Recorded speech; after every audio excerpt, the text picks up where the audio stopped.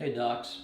Hey, I posted a question this morning, and I asked everyone what what kind of topics would you like me to discuss in doing a training or just giving some feedback on.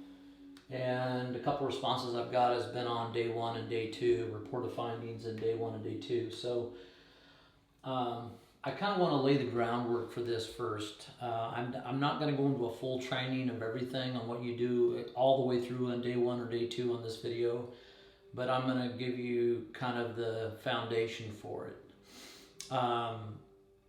Many of you know that I'm not a big believer on real short report of findings.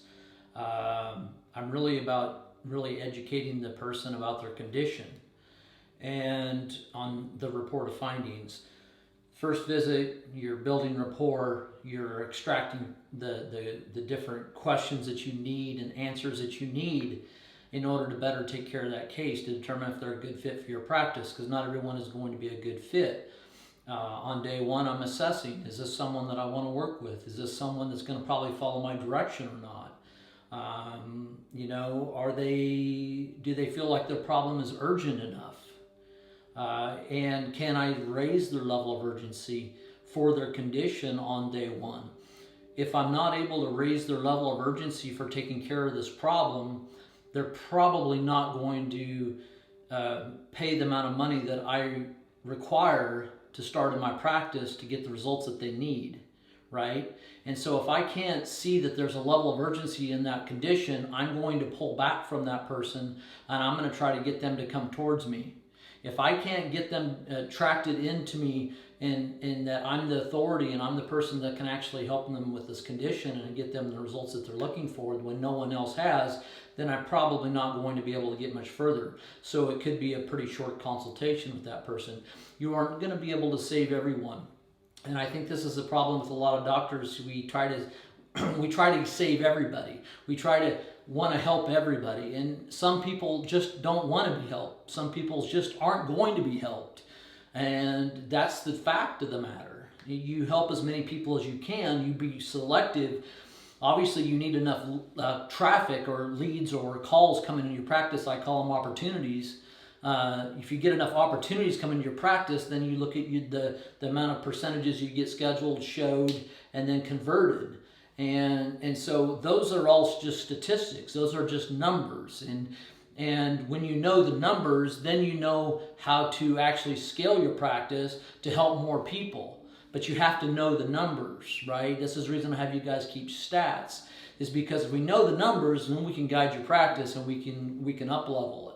If we don't know the numbers consistently on a weekly, bi-weekly basis, then we're guessing, and we don't want to guess, especially when you're spending marketing dollars to bring in new people. So all this is based on statistics. It's all based on projections. So once you know what you're capable of your baseline for conversion, then what you do is you grow and you watch your level of capacity, because you're going to, as you drive in more traffic, it's going to require more time of the doctor to actually do consultations and report of findings, right? So the doctor needs to be able to leverage his time to spend it in consultations and reports if he's doing those personally. I did all those personally.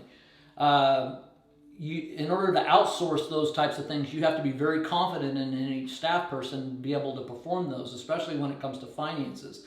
I typically handle all the finances myself, and I didn't like handing people off during the reports. That's the reason it took more time to do the reports.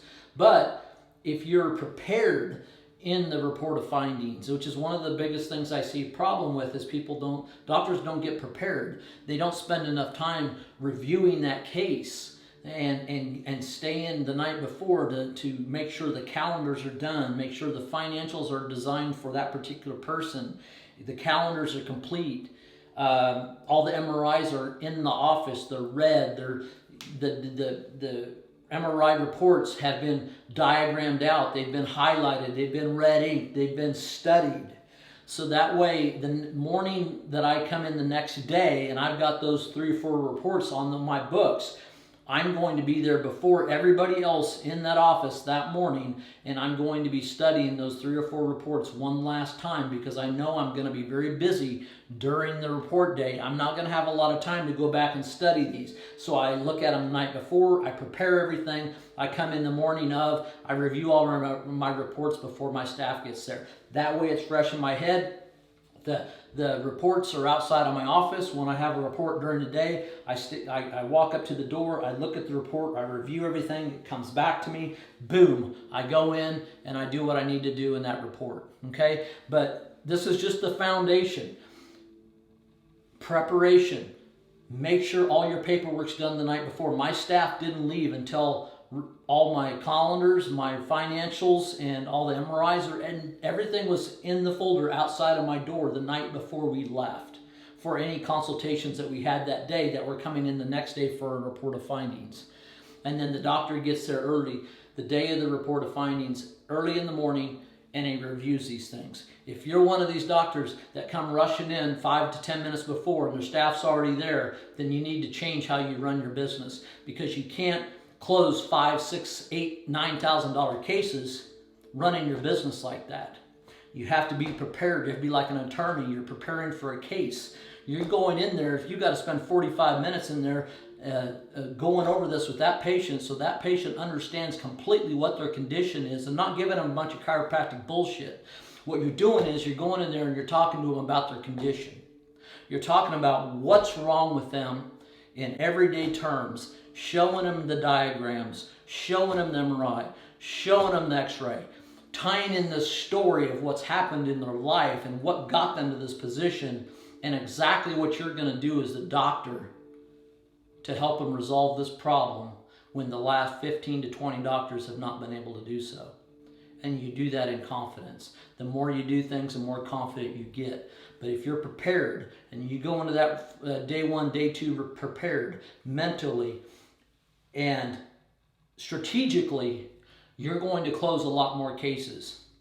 And so day 1, you're building rapport, you're getting information, you're extracting it, you're bringing them more towards you, you're raising their level of urgency enough that they'll actually take x-rays with you and buy in so that they get to the next day. And the next day, it's all about preparation. It's all about delivery. It's all about letting them know that you're the authority and that you're going to handle this problem for them. And you're going to help them fix this problem.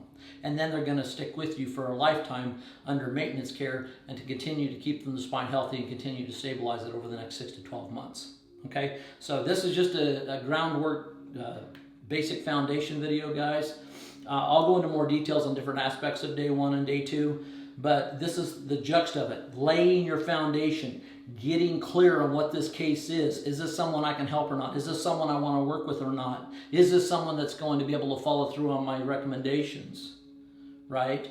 Am I prepared enough as a doctor and as a staff to be ready for that day 2 when they come in and they're hesitant? They don't know exactly if this is going to be the right place for them or not, right? And then you go through everything in a methodical order so that way you remove all the objections and challenges that they may have. Make sure that they're clear on what you're the doctor and you're going to fix this problem for them. At that point in time, if you've covered it in the right way and they think, damn, this doctor's got his shit together, by that point, it's just doing the financial. Once the financial is complete, you have them walk out, you walk up the front, you get paid, and you start treatment. Okay? All right, doctors. Hope you have a great day, and we'll talk to you soon.